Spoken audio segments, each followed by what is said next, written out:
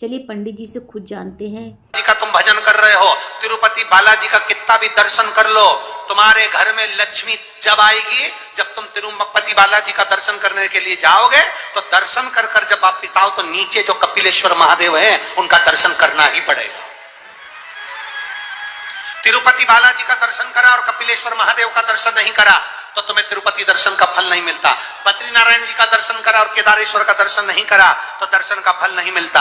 द्वारकाधीश का दर्शन करा, सोमनाथ और नागेश्वर का दर्शन नहीं करा तो दर्शन का फल नहीं मिलता। ये दर्शन की मूलता है। नाथ द्वारा जाओ, श्रीनाथ जी का दर्शन करो। कोई कहे हम पुष्टि मार्गी, हम ठाकुर जी को भजते हैं। श्रीनाथ जी का दर्शन करा और एक लिंग जी का दर्शन नहीं करा तो दर्शन का फल नहीं मिलता। यहाँ दर्शन की पूर्णता है। शंकर के बिना दर्शन पूरा होता ही नहीं। शिव के बिना दर्शन अधूरा।